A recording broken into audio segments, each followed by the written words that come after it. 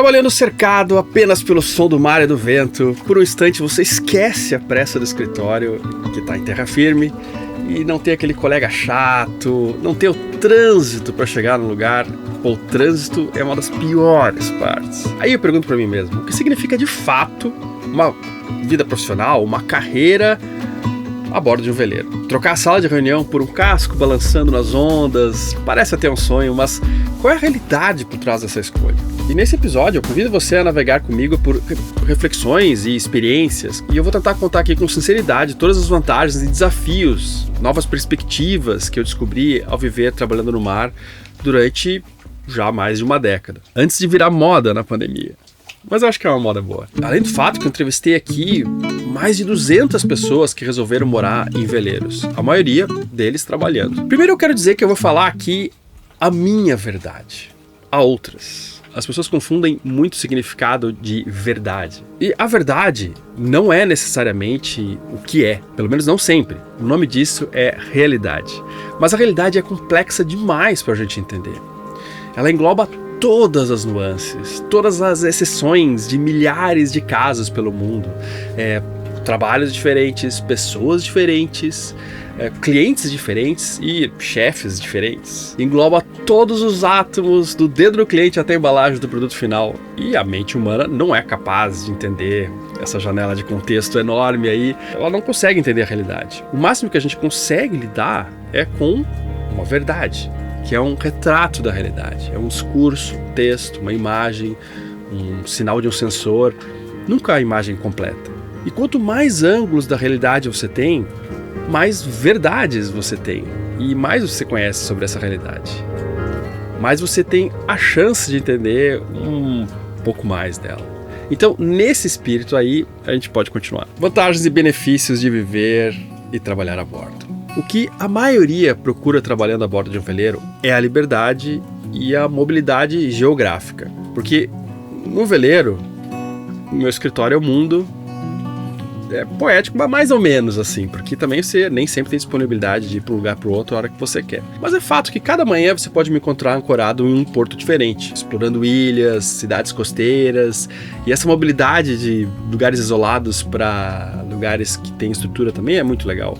Porque de repente você, vou morar numa fazenda, você só tem um desses aspectos, e no barco você consegue dosar eles, escolher onde é que você está. E isso só se tornou possível porque eu larguei aquele conceito tradicional de rotina fixa e só aceitei compromissos e trabalhos remotos. Isso foi um longo processo que aos poucos eu fui cortando algumas correntes que me travavam em terra e eu fui me policiando para isso acontecer. Mas nem todo mundo que mora a bordo vive tão solto assim.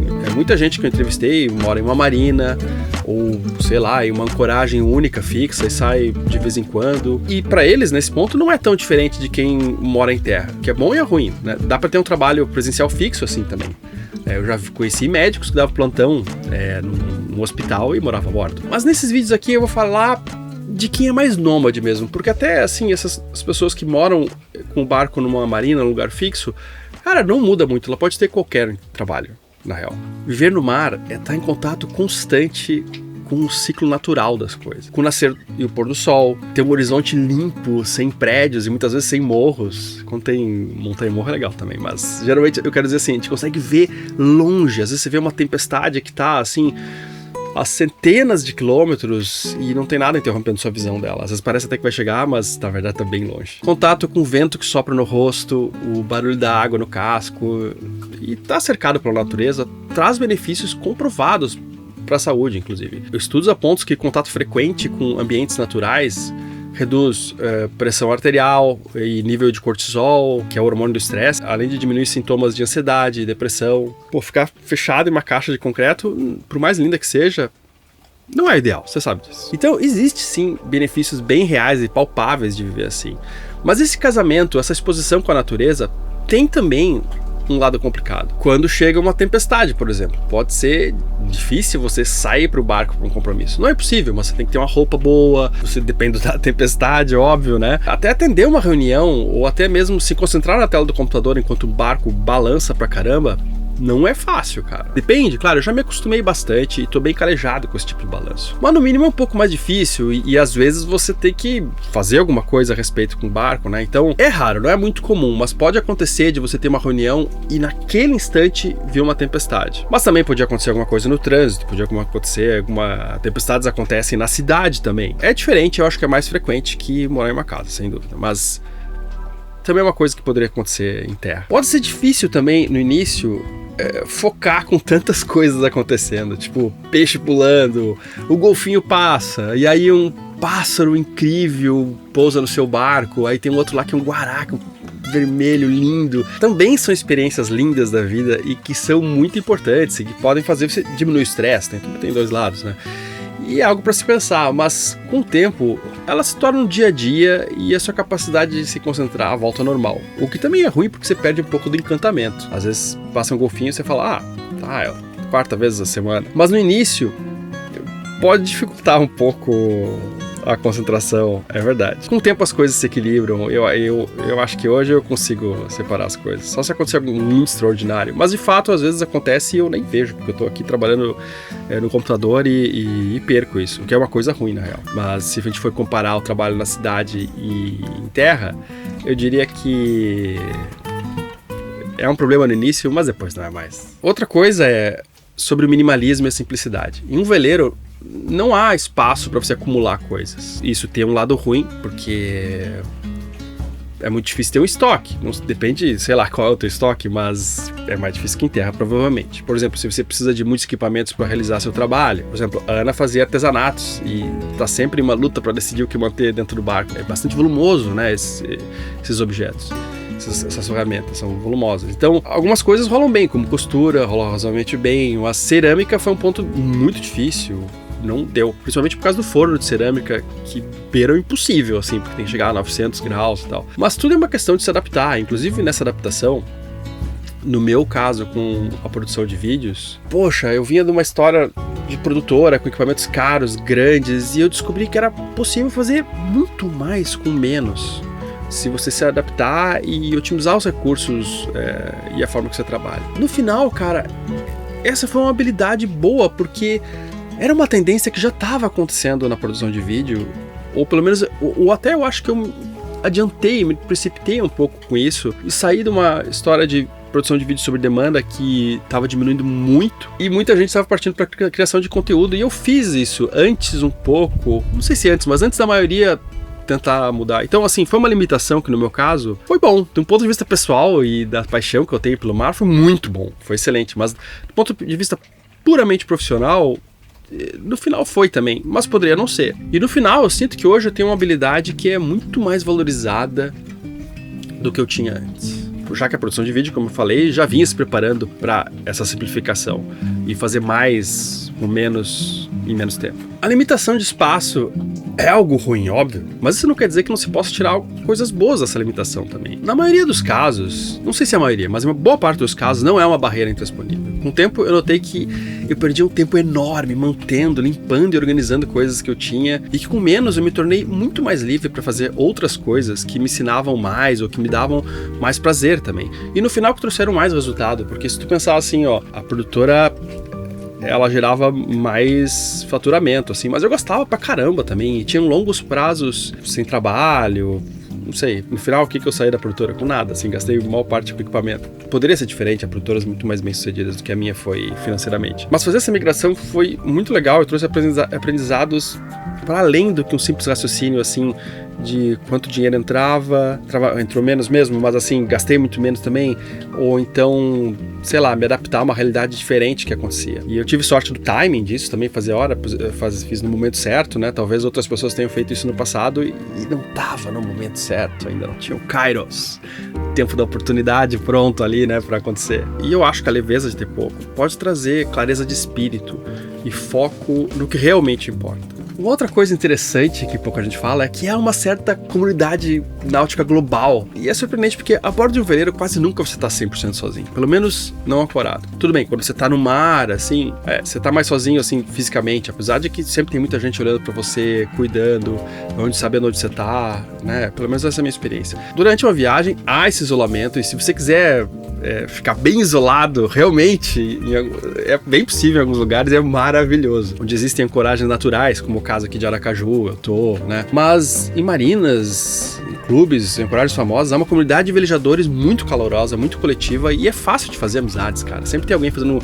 ali na praia uma história, ou caminhando, você vai lá, conversa, tem assunto em comum pra caramba, sabe? E você conhece pessoas muito legais, né? Amigos e tal, e alguns contatos profissionais também. Não vou dizer assim, venha para a vela porque você vai conhecer gente que vai te dar oportunidade.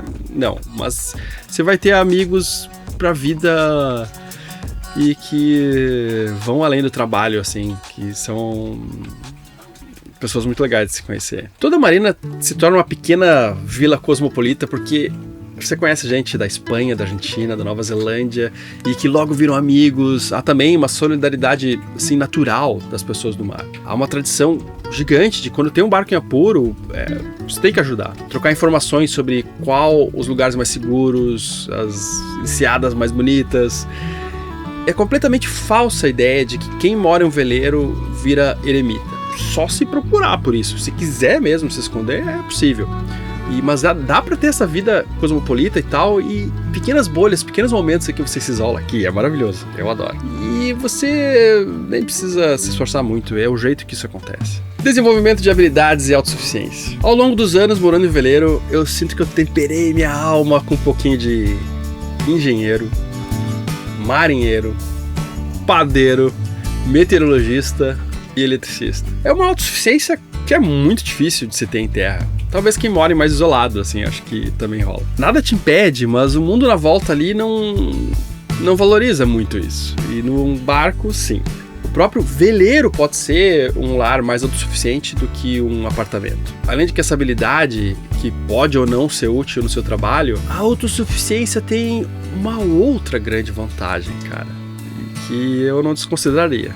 Especialmente no barco, mas eu notei que isso foi útil no meu trabalho também. Se você precisa de um serviço e ele é caro, você tem a opção de fazer por conta própria. Claro que isso exige tempo, dedicação, mas é uma coisa que é muito interessante de ter na manga. Eu acho que isso é fantástico. Eu sempre tive um pouquinho disso, sabe? Mas aqui eu acho que eu potencializei muito mais. Viver em um barco pode ser mais caro do que viver em um apartamento, se você não tiver uma certa autonomia.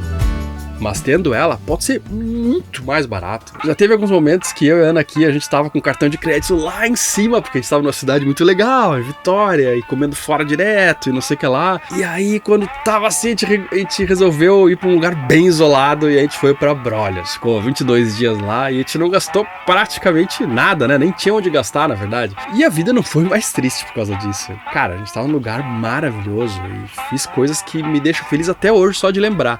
E não eram pagas. Diesel, gasolina, eu paguei antes, a comida não foi de graça, eu comi no mercado, mas você sabe o que eu tô falando, tipo, você tá num lugar isolado e não tem a opção de ir no restaurante, você não vai e vai gastar menos.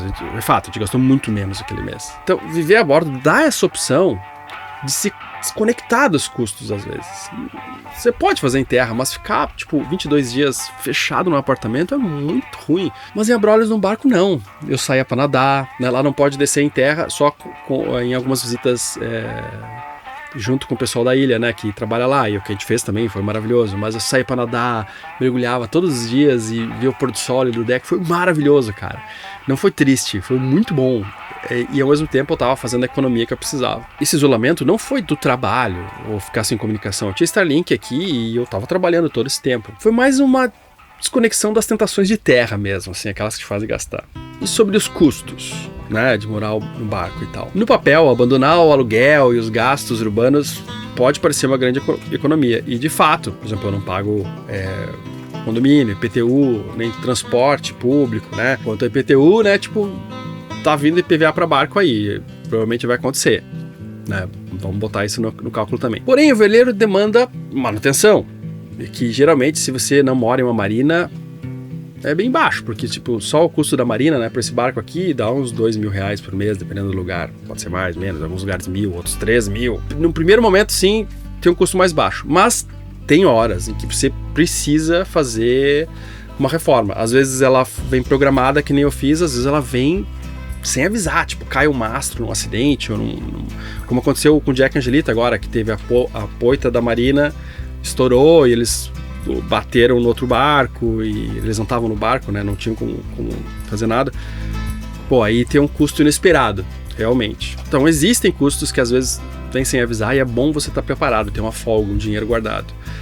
Mesmo assim, eu acho mais barato, que casas e apartamentos também precisam de reforma de vez em quando. E ainda tem um custo fixo grande, que é do aluguel, por exemplo, do condomínio, sei lá. E claro que depende da casa e depende do barco, né? Mas essa é a minha percepção geral e entrevistando as pessoas que moraram a bordo mesmo, que eu entrevistei, né? Tipo, mais de 200 pessoas. Só que a grande economia nem tá nisso mesmo. Tá meio isolado desses prazeres pagos que a cidade tem e que todo lazer acaba sendo alguma coisa paga, né? Aqui, por exemplo, o lazer é conhecer uma ilha diferente e tal, né? Eu também vou em restaurantes, eu gosto também, mas eu não preciso ir toda hora que nem eu me sentia na cidade, pro shopping ou no cinema, sei lá quanto tempo faz que eu não vou ao cinema. Eu até gosto, mas sei lá, cara, tem outras coisas aqui que concorrem com isso. Tipo, tem uns amigos, a gente pensou em fazer alguma coisa assim e tal, mas a gente quis ir pra Praia do Caju e ficou lá jogando carta e conheceu um lugar incrível, bacana e não senti falta de ir no cinema, não é porque eu não podia, tem um shopping aqui, poderia pegar o Uber e ir ali. Carreira digital e oportunidades remotas. Há 2 tipos de pessoas que trabalham a bordo. Aqueles que trabalham online como eu e que de longe é o modo que te dá mais liberdade geográfica, na maioria dos casos pelo menos, e quem presta serviços pessoalmente também. Há muitos mecânicos, eletricistas, ou outros tipos de prestadores de serviço, né? Já vi gente que consertava vela a bordo também, tinha uma máquina de costura ali. Eles têm uma liberdade geográfica geralmente menor, apesar de que eu entrevistei um casal francês, episódio 40 e alguma coisa, não lembro exatamente, que eles viviam com $500 por mês dando a volta ao mundo e consertando vela. Existem sites de freelancer e empresas 100% remotas em quase todas as áreas. A pandemia ajudou a mostrar que escritórios físicos não são mais obrigatórios em muitas áreas e teve um boom de trabalho online. Claro que depois também diminuiu um pouco, porque muita gente voltou, mas ainda assim, eu diria quase que com certeza de que há muito mais trabalho online hoje do que antes da pandemia. E eu li estudos também no mercado americano que, claro, depois da pandemia caiu bastante o trabalho online, mas ele voltou a crescer agora de forma mais sustentável, né? Porque na pandemia foi uma necessidade, meio que vários trabalhos que não necessariamente seriam bons de ser online aconteceram, todos, né? Por obrigação, mas agora tem voltado e de forma mais sustentável mesmo, né? Assim, mais coerente. Alguém que vai dizer, tá, mas até parece que é possível todo mundo trabalhar online e, pô, claro que não é, né? Ninguém que eu conheço no universo fala isso. Esse é um argumento muito besta. Mas pra muitos é possível. Tipo assim, muitos que já aparecem no IBGE, sei lá, não vou chutar aqui 10%, não sei, 30%, 5%, não sei. E essa se tornou realidade para milhões de pessoas no mundo. Segundo o relatório da Gartner, cerca de 48% dos funcionários globais passaram a trabalhar remotamente pelo menos parte do período. Isso após 2020. Cara, isso abriu portas inéditas para quem quer viver e morar em lugares não convencionais como o veleiro, não só, né? Desde que o trabalho permita essa flexibilidade, é óbvio, né? Tipo, talvez para a maioria dos enfermeiros vai ser um pouco difícil fazer um curativo, alguma coisa assim, né? Mesmo assim, alguns devem ter um trabalho administrativo ou, sei lá, de consulta que até dá, sei lá. Vamos falar sobre a diminuição das oportunidades tradicionais. Um lado potencialmente negativo pode ser que a escolha desse estilo de vida acabe cortando você de um network mais próximo, mais presencial. Muito embora isso já tenha sido mais importante no passado do que hoje, eu acho. Sei lá, se antigamente o mais importante era ter um cartão para você entregar, para se apresentar e tal, hoje talvez seja mais importante você ter um Instagram bacana para se apresentar, quem você é profissionalmente e tal, né? E talvez viver a bordo. Eu não tô falando que faça isso porque vai te ajudar a viver a bordo, mas assim, se você viver a bordo, talvez você tenha um Instagram mais legal, né? Mais interessante para começar uma conversa e tal, né? Mas pode ser que também que isso leve, em alguns casos, algumas profissões, a tipo, pô, será que o cara é sério? Sei lá, né? Cada vez menos isso. Eu acho que isso no passado era mais problema, mas várias vezes, assim, quando eu tinha produtor ainda, que eu notei, assim, que me apresentava como amor a bordo e tal, com confiança, convicção e mostrando que eu conseguia trabalhar bem online e tal, não sei o que lá. Isso, cara, foi muito legal, na verdade, foi uma coisa boa. Mas agora, há aquela pergunta difícil que eu não sei responder na real. Será que é mais difícil subir de cargo em um banco ou uma instituição mais tradicional quando você não convive no mesmo prédio do seu chefe? Talvez. É possível que sim. E em outras empresas mais modernas, talvez não faça muita diferença. O case de ter um colaborador que mora em um veleiro talvez até seja positivo pro RH. Dá para colocar isso mais no lado do obstáculo do que de vantagem, eu diria. É um tamanho do problema das suas ambições corporativas aí, né? Claro, você quer ser diretor de uma empresa e tal. Não sei, eu não tenho essa experiência também para dizer, nunca tive uma posição de decisão, de liderança para avaliar isso. Mas fica aí a dúvida, eu não sei, essa eu tenho dificuldade em responder. Eu vou encerrar com uma experiência bastante pessoal, mas que também encontrou eco em várias outras pessoas que eu entrevistei. Era possível crescer no que eu fazia antes, na profissão que eu tinha antes, que é a produção de vídeo aqui do barco. Era totalmente possível. Mas tem uma hora que eu não quis mais, que meus interesses viraram outros e que eu mudei. Eu colocava um valor enorme no peso da marca que eu atendia, por exemplo, tô fazendo vídeo para multinacional X e tal, e hoje isso não faz diferença nenhuma para mim. Até porque grandes empresas costumam jogar o seu peso em cima de profissionais menores, empresas menores como eu, e oferecer condições de prestação de serviço, de trabalho muito ruins, na verdade, para quem presta o serviço. Apesar de que é massa, assim, né? Tipo, você ter no portfólio, eu atendi tal coisa, ter uma chancela. Assim. As minhas prioridades mudaram, também porque o mundo ao meu redor mudou. Eu me sentia meio deslocado com aquela loucura por reconhecimento, pela marca do cliente que eu atendia, ou no cargo que eu enchia a boca para falar e tal. E o resultado, depois de passar tanto dinheiro na minha mão, depois de ter atendido tantas empresas enormes, tipo, foi meio pequeno. Eu gastei muito dinheiro para manter uma certa imagem, um certo status, que sempre prometia algo melhor, mas lá pra frente, nunca na hora que eu tava, sempre algo para colher mais tarde, mas não era assim, por exemplo, que nem guardar um dinheiro e botar no investimento. Era uma coisa assim, de uma promessa muito mais não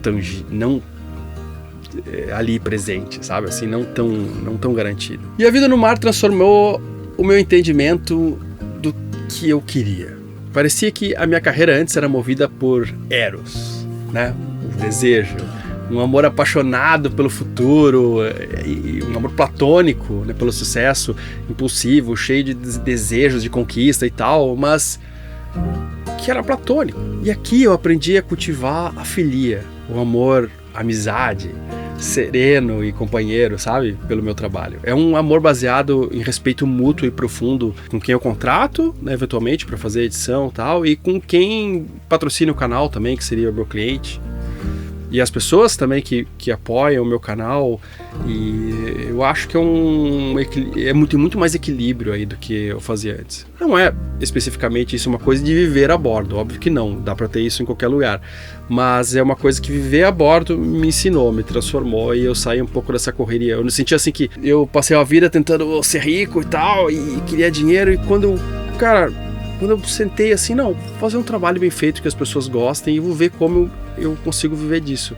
Parece que tudo melhorou, tudo ficou melhor, sabe? Quando eu desenhei a coisa para ser mais sustentável e tal, e isso não é assim, não querer dinheiro, não querer... É que é muito ruim lidar com alguém no mundo, assim, que todo mundo quer tirar uma vantagem, assim, não tô dizendo nada ilegal, mas assim... tá todo mundo assim, não tem aquela necessidade de vou fazer uma coisa muito legal que aí vai ser bom para as pessoas e elas vão querer e vão pagar por isso, e é uma coisa assim, nossa, o que dá mais dinheiro, o que não sei o que lá, sabe, sem realmente colocando o produto que você oferece, que pode ser um serviço, não um produto físico, assim, em segundo lugar. E isso pra mim foi muito bom, cara. Não que eu não fizesse, eu fazia vídeos que eu tinha muito prazer em fazer e tudo, mas era sempre aquela correria e... sei lá. Pra mim foi transformador. Espero que você é meio confuso até pra mim explicar isso. Espero que você tenha entendido do jeito que eu expliquei. Cara, em vez de correr atrás de mais dinheiro ou promoções, eu passei a valorizar mais, e tento todos os dias valorizar mais, estar presente. A cada pôr do sol na conversa, a cada história compartilhada com quem cruza o meu caminho. Eu achei pra mim uma forma melhor de se viver, cara, com menos ansiedade, sabe, com mais qualidade. E não é que eu não queira crescer, eu quero crescer e tenho crescido, mas isso não é mais uma espécie de doença do coração, assim, sabe, como os espanhóis falaram, né, os nativos aqui na América. Tem uma passagem muito legal disso, na conquista da América espanhola. Talvez isso rime com minimalismo, né? Sem, sei lá, necessariamente advogar por ele assim muito intensamente e, sei lá, virando fanatismo. Navegar uma rotina tão diferente assim fez eu questionar o que realmente é ter uma carreira. O meu trabalho não é muito bem explicado por títulos hoje, ou sei lá, né? Que um youtuber, um criador de conteúdo, tudo isso, né? Também. E ele se encaixa no estilo de vida que eu decidi construir, cara. Muitos dias, a linha entre trabalhar e viver, pra mim, é meio, sei lá, meio tênue, assim, meio não muito clara. E eu arrumo parafuso ali, ao mesmo tempo aproveito para ler um artigo que eu preciso para criar um texto, planejo o roteiro no sul da Bahia, enquanto eu modelo uma planilha de custo do barco aqui. Eu reformulei meu propósito, e que não é subir na empresa ou no mercado. Eu quero crescer como canal também, mas também não faço qualquer coisa para crescer, sabe? Porque eu quero navegar com um significado, sabe? Ser uma coisa que é útil para as pessoas e que as pessoas queiram. E eu acho que enquanto tiver isso, oportunidades vão surgir se eu não também ficar, se não agir como otário também, né? Assim, porque é possível você fazer uma coisa muito legal e outras pessoas se aproveitarem de você. Isso é fato. Mas você fazer algo incrível não te garante que você vai ter o dinheiro que você precisa para ter a sua vida bacana. Mas eu acho que deveria ser o primeiro passo. E o meu trabalho agora, cara, é parte de algo maior, sabe? Um contínuo crescimento que cada dia, cada história me traz pra minha alma. Mas eu confesso que, como todo mundo, eu tenho medo também, cara. Sei lá, um medo de que uma tempestade, um naufrágio, né, metafórico, uma queda enorme de audiência no canal, sei lá, qualquer coisa assim, me faça perder essa vida. Mas esse medo, por mais paradoxal que possa acontecer, também me fortalece, porque ele me impulsiona a cuidar mais do meu barco, a estudar mais navegação, a melhorar o conteúdo que eu produzo, a valorizar cada porta aberta, né, assim. Então é legal ter um medinho também, cara, senão você fica muito demais na área de conforto, mas conforto é bom também. É um constante aviso de que o privilégio do agora exige responsabilidade para manter. Mas essa é uma das belezas da vida, cara. A certeza de que nada é para sempre faz com que tudo seja raro, importante e único. Se a gente viver isso para sempre, a gente não dá valor para nada. A gente não tem tempo infinito para esperar. Quando é a hora perfeita para se jogar em um sonho? Sacou? Se você já chegou até aqui e já assistiu vários episódios, é sinal que esse assunto realmente te toca de alguma forma, o que me deixa muito feliz. Fazer vídeos para o YouTube exige muito tempo, equipamento, trabalho e dedicação. Então essa é aquela hora do vídeo em que eu estendo meu chapéu como artista de rua. Se o #Sal te inspira de alguma forma, apoia o nosso projeto lá no Apoia-se. É a sua contribuição voluntária que nos permite investir em melhorias, como editar e legendar centenas de vídeos para levar nossas histórias mais longe e continuar fazendo o que a gente faz aqui para manter o #Sal. Qualquer valor ajuda demais. O QR Code está aqui na tela, é só apontar a câmera do celular ou usar o link na descrição.